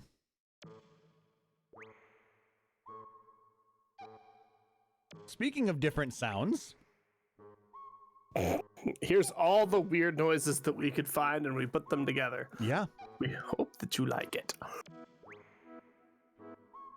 Well, this is for a nation that nobody understands. Esthar. That for a while was going forth and conquering and being very expansionist, and then all of a sudden stopped and withdrew and sealed itself up and seemed to just vanish. Yeah, I mean, they had the world by the horns, basically. They had sorceresses leading the way. They had massive technology. And they were nigh unstoppable. Mm-hmm. And then all of a sudden they just stopped.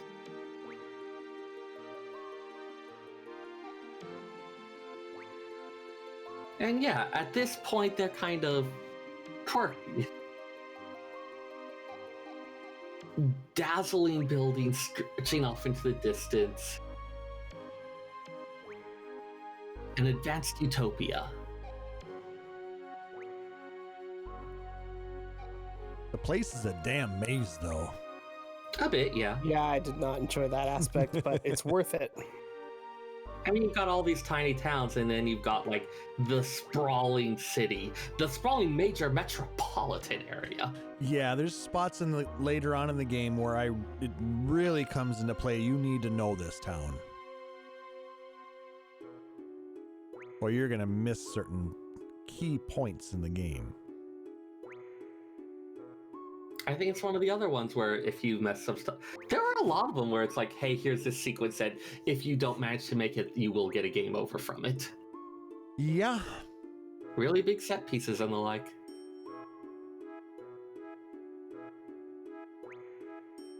But you spend a lot of time traversing through Esthar, so this is a long song. Yep. It's called Silence and Motion. Speaking of a different sound,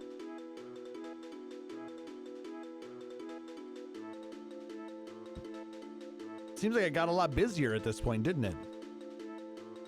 Suddenly there's stuff to do. All of a sudden we're back to normal. I love the little beeps and boops and boinks and... Yep. Everything about it is unpredictable. All right, let's go ahead and move on.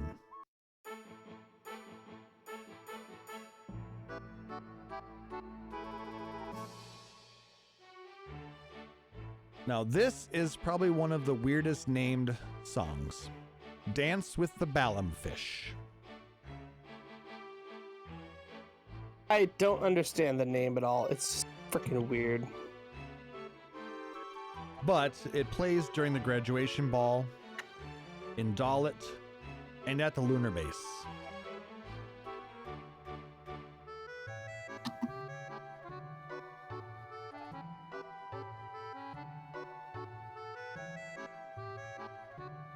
Yeah, Balumfish itself is a famous fish in the setting. So I think it's supposed to be just like, here's this idea of like this dancing fish, like You're a dancing kind of fish. like aquatic moving type thing. I mean, it doesn't seem that different from any other classical music piece names.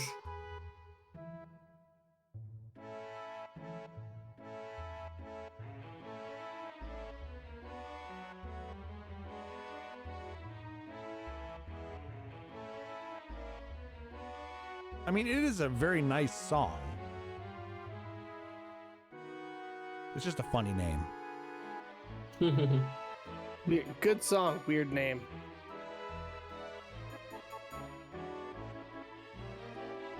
And you can dance with it. Yeah, like if I were to hear this playing at some type of fancy ball or society event, I wouldn't blink twice. Wouldn't it be funny if somebody started playing it at like some fancy schmancy dance, like in real life? With some actual thing. So, Like not video game related at all? I mean, I used to go to a lot of social dance events, especially back in the world before. Not as much even when... Anyways, and there were quite a few where people would sneak in like orchestral pieces from video games, and you could tell who was in the know and who wasn't just from the facial expressions. That sounds fucking hilarious. Yes, I would do that. I would do that. Yeah. Why is Frog's theme playing? Don't worry about it. It's fine. I mean, the usual reaction would be like more like going over and saying, "Oh my god, you got Frog's thing going. That fits so well." People were usually pretty psyched, at least the ones who recognized it. And for the ones who didn't, it was just like, "Hey, this is kind of a nice piece." It's an interesting piece that looks slightly different. And why is half of the room giggling?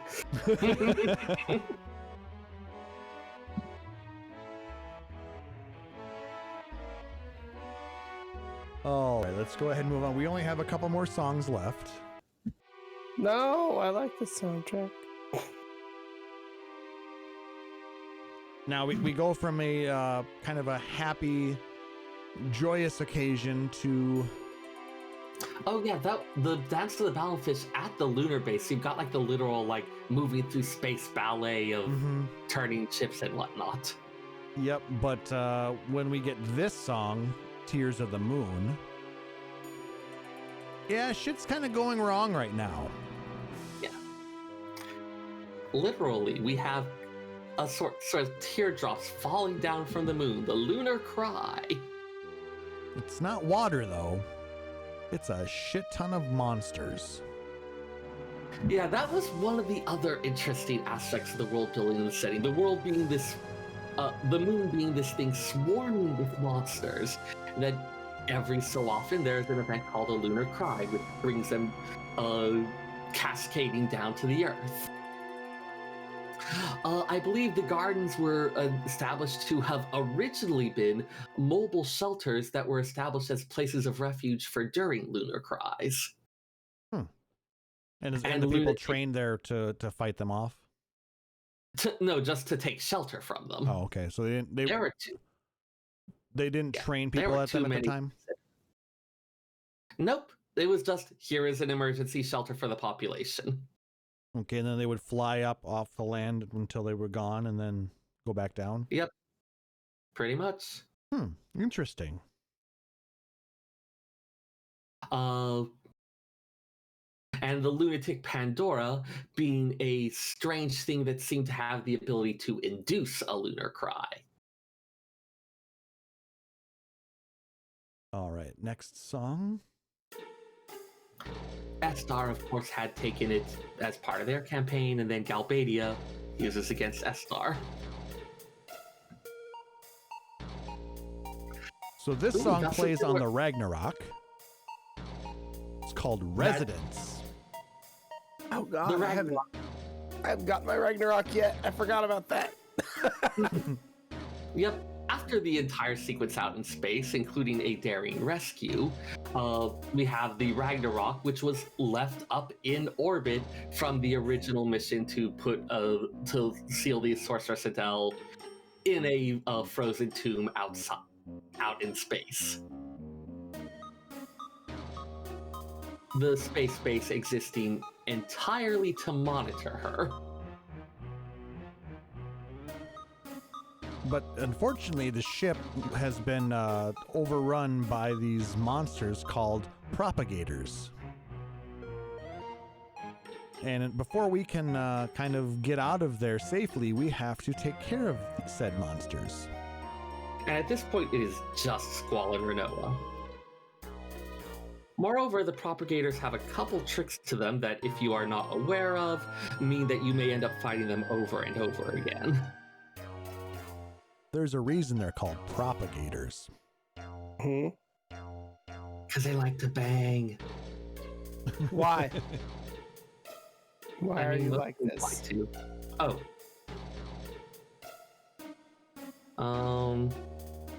You got nothing, huh? No. It's fine. It's just the way he are. Exactly. It seems like it don't be like it is, but it do. We word good. But yeah, you've got some similarities to the S-Star music.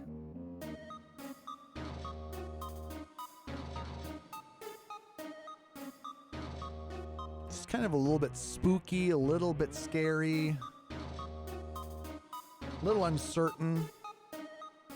There's definitely some spoopiness going on.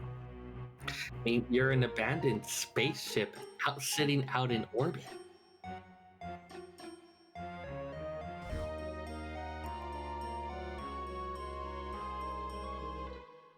And from the sounds of things skittering about, you are not alone in there.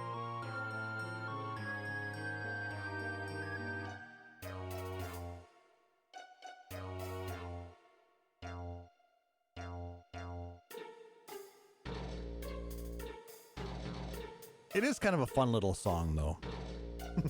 It fits very well with where you're at the time, so. And then the final song of Disc 3, probably the song that most people know from Final Fantasy VIII.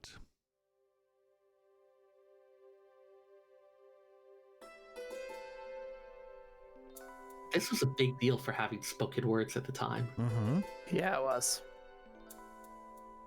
Well, I think it was the first of its kind for a Final Fantasy. Yep. Yep.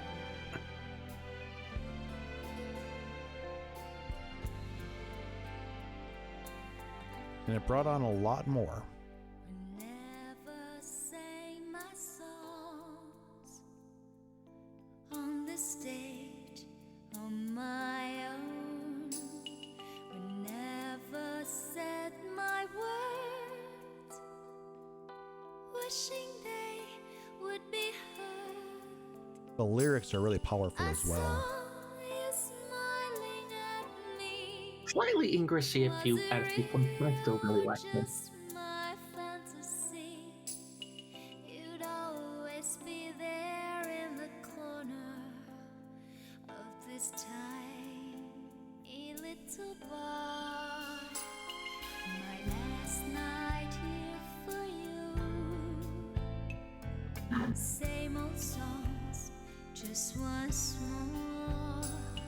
My last night here with you. Maybe yes, maybe no. Yeah, this is basically how Final Fantasy got into creating kind of a pop theme song for their Final Fantasy games now. Yep. Because 9 had one as well. 10 even had one with Satiki Dane. Yep. Pretty sure 13 had a couple. There have been multiple for each of the expansions of 14. Mm-hmm. I don't know if 11 had any. I know 15 did. 15. Yeah, well, 15 they actually they remade an actual song. Mm-hmm. I mean, that's the first time that they didn't actually create an original. Mm-hmm. 13-2 had one as well, I think. Yeah, I think most of the 13 games had one. Yeah. It's the breakaway pop ballad that you have over the credits. Yep, this is Eyes on Me, as sung by Fei Wong.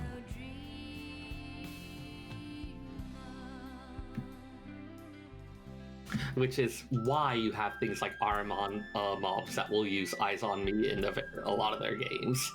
Mm-hmm. But very much a description of what they're doing and a little bit of fun callback. And again, we've heard a lot of the melody in a lot of other songs throughout the soundtrack, culminating into this one song that kind of draws it all together. Mm-hmm. It's a very pretty song. She has a beautiful voice. Yeah, she did a phenomenal job on this. I feel bad talking over her singing, but we kind of gotta be careful, I think, a little bit too. Yeah. I said in one of my panels that I did for a convention, I said, did you guys know that by talking over the song that it covers under fair use and education and I don't get destroyed by the board? And like the person running my panel, the panel mod was like, oh, that's why you're being obnoxious. Okay. I was like, I got a plan. Don't you worry, bud. You can still get in trouble, but as usual, you don't know what is explicitly fair use until it gets brought in front of a judge, but yeah, generally if it's something where it's being transformative, such as by talking about and pointing out things, that will help your case. Correct. Yeah, while... So sorry we're talking over the gorgeousness, but there's a reason. Yep. Otherwise we would basically just be taking it for our quote-unquote profit, which we don't really have, but... Oh shit, we do have patrons though, and we do have subscribers, so technically, yes. If they wanted to argue in court, that would go against us. Even if we would owe Square Enix like $8. Fortunately, Square Enix is one of the companies who is a lot better about litigating. They're not as litigious. Oh yeah. When it comes to this, they realize that their fan base is what helps them sell games. Yeah. Oh yeah. And merchandise. Well, oh for sure. The Yoshi P actually told Alex Main of KupoCon was like, hey, can you not call your fan gathering event things Fates? And he's like, yeah, sure, whatever. Yeah. And like they just changed it in all of their documentation. It's like, didn't it used to be Fates? And they're like, nope, no idea what you're talking about. And they just full committed to the change just immediately because Yoshi P asked. There are no fates in KupoCon. Exactly. Now, there's some really nice elements in terms of story here, but it gets into some like pretty massive direct spoilers, and I don't know if we want to do that or leave at least a few surprises for people who are going to play this. Well, A few surprises, I think. Yeah, I mean, and some of it will be discussed in the next, the final edition that we have next week. Yeah, the final disc, which this is 4 discs. Yep. Though disc 4 This is is a a lot lot shorter than these. I mean, I think it's Oh, only for like sure. 13. I mean, at this point, we've got Squall and Renoa heading back to the Earth. Squall finally able to acknowledge and admit his feelings. Like, we've resolved that bit, but there's still the whole problem of this weird future sorceress that has been interfering with all these events and continuing to work towards some type of thing and could possess a sorceress at any time. A sorceress being Renoa? Yep. Renoa. Now that's resolved, just live in fear of it ever happening again. The end. I think the spaceship sequence is the first bit where, because Renoa had passed out into a coma, had some strange thing happen to her, was brought to the lunar base for observation, and then it's a spaceship where the first one where she's active again, where you get an opportunity to use the new skill she's acquired. Oh, yeah. It's weird because we're listening to the section that's like, this is the part that I'm going to play this week. So it's all super fresh for you. So yeah, that is disc 3. And the next one is going to be a lot of craziness, you know, those fights in time compression. And yeah, that's some crazy music. Yeah. So look forward to that. Metaphysics stuff is going to happen. All right. We actually got some feedback between the episodes. We did. Yes. So I'm going to slaughter this. I apologize in advance. From Avalendil on Goblin, he went to the website and had this to say. He goes, "Hey, I just wanted to let you know that I heard mention my FC mate Lemon Drop in your episode titled Whatever, in reference to a cooking show called A Recipe Reborn." I was real excited. You had seen her work and wanted to let you know that she is resuming content soon. She had to take a break from content creation to focus on her culinary school classes. Really hope you guys enjoy what she has coming up soon, and best wishes to you all. Well, thank you so much for letting us know that. We do appreciate that, and looking forward to seeing more of what Lemon Drop has coming. Thank you, Avalendel from Goblin. Thank you for letting us know that. I was kind of wondering whatever happened to Lemon, just because, let's be real, content creation's hard, and we all hit droughts, and life comes at us very fast.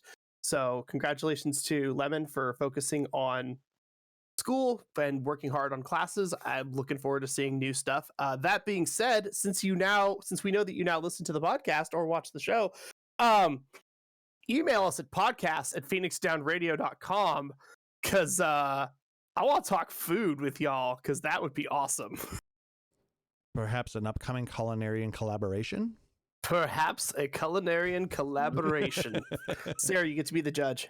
Yes. So do I get to be the chairman? For my entire life. So, Klauss, I'm going to need you to make sure I don't burn my house down. That's not as much fun. You still get to eat, though. Okay. I will mail you friendship bacon. Ooh. Well, I know that bacon jerky is a thing, and that is safe to be shipped. So. Yeah. Oh no. Okay, I'm mailing both of you friendship bacon. That's how this is gonna go down. Guess what I'm doing this week? I'm making friendship bacon, y'all. Is that basically just bacon jerky? You'll find out when it shows up at your house. Oh dear. Yay! I just hope it doesn't break any FDA rules. You will find out when it shows up at your house. And gets confiscated shortly after. You will find out. Anyway. It, in this case, possibly meaning FDA agents. Look, I only illegally transported things internationally a few times, and it was fine. Nobody got hurt, and I did have to straight up I don't have this, I don't know what you're talking about, and then full fist eat a thing in front of a TSA agent only once. It was really funny. I promise not to get you arrested and have all of your mail searched for the next year. And on that bombshell, I think that's going to do it for this episode. If you liked what you heard, please make sure to like, subscribe, or follow us out on Apple Podcasts, Google Podcasts, YouTube, or whatever your preferred podcatcher is. And if possible, leave us a rating or review. It helps other people to find our show, lets us know how we're doing, and helps us to grow our little community. If you really dig this show, please consider subscribing here at twitch.tv/PhoenixDownRadio, where you get access to a number of subscriber-only badges and emotes. Or you can go out to patreon.com/PhoenixDownRadio, like our benevolent overlord, Rory Fenrir. You can find that, like I said, out at patreon.com/PhoenixDownRadio. And all proceeds go towards growing the show, cover things like hosting, allow us to get new PlayStations, cameras, all that fun stuff. And we'll do some supporter-only things as well in the future, maybe. And just let us know the things that you want to see from us. But whatever kind of support it is, whether it's likes, emails, tweets, retweets, follows, subs, or donations, it's all greatly appreciated. And we really love interacting with you guys and the rest of the community. If you want to catch our backlog of podcasts, you can go out to our website, phoenixdownradio.com. And if you have any questions, comments, suggestions, you can email us podcast@phoenixdownradio.com, as well as all of our videos of our podcast are out on youtube.com/PhoenixDownRadio. So, who wants to throw some shout outs and fun stuff like that? I've got a couple already lined up. Shout outs to Pyrocats, who couldn't be in the chat this week because she's doing other awesome stuff. Shout outs to the Feisty Felines for their show that they've got coming up in about half an hour. I'm so glad that we are going to be able to do some cool stuff without necessarily having all of our Ren fairs active.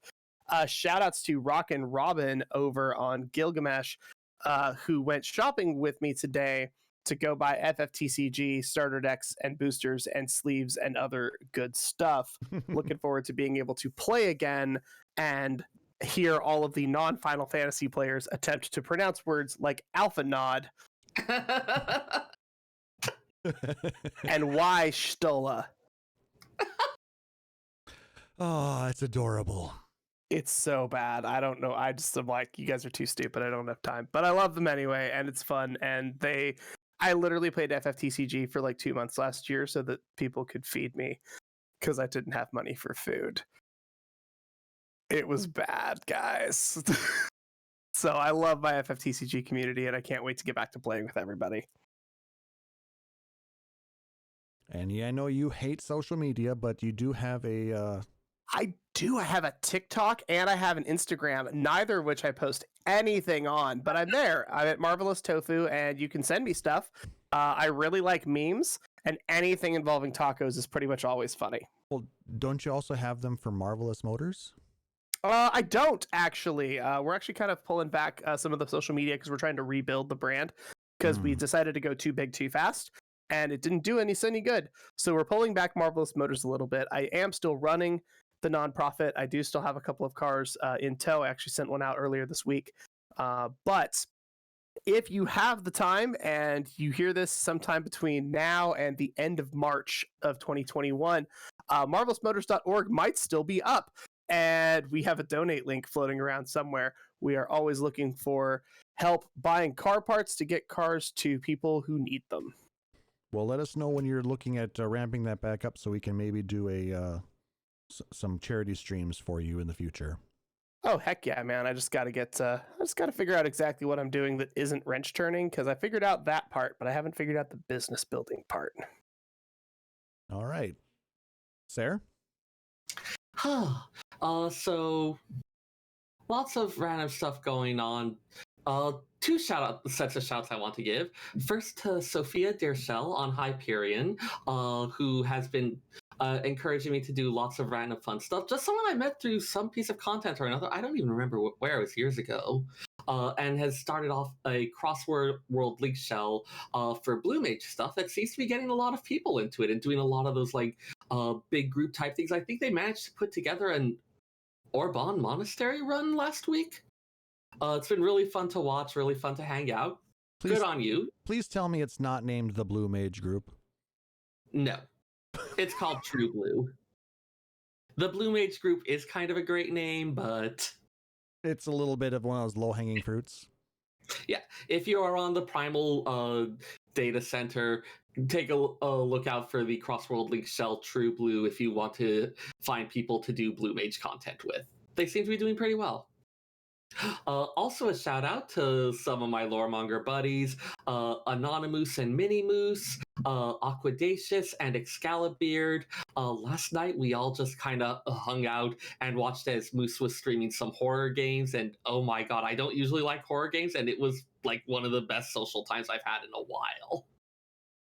It was so good, and there was like a lot of talk about like the cultural meanings of things or stuff about game design of horror games that I didn't know. And it was also just a really well put together game. So yeah, thanks to you all for being good friends who can shoot the shit about pretty much anything at any time. Social media wise, you can find me on Twitter at FF14Seyrr. That's FFXIV where I post random things that I cooked. Occasional library things that I find while working, though not as much these days because of the whole library closure thing, and retweets of the games my friends are working on. You can also always ping me on our Discord. Love to hear the questions that folks have and just chat about pretty much whatever. I'm finding I like socializing a lot more than I used to. It's weird. Well, I mean, things are starting to take a turn for the better as long as people continue to do what they need to do. You know, get their shots and still maintain the social distancing until we've beaten this thing, or at least gotten to a point of equilibrium, I suppose. Equilibrium's good. I'll settle for that. I mean, we'll get there, so it just takes time Now I've got and the rightness. Sophia song going through my head. You're welcome. Thanks for loaning me a match to throw at the gas can, Klauss. You're welcome. And I want to shout out my co-hosts Seyrr and Taliz. You guys are always awesome. Shout out to Luna, who is doing amazing in her transformation. Heck yes. She is. Also, she posted adorable guinea pig pictures, which I always have to give props for. Yes, her guinea pigs are very cute, but Luna is looking amazing. Keep up the good work. You're doing awesome. Hope to get you back on the show again sometime soon. I know your boys are keeping you very busy, but we miss you. Shout out to Aurori and Nick Nar for being amazing supporters of the show. Like I said, their support on Patreon is basically what has helped to get the PlayStation for me.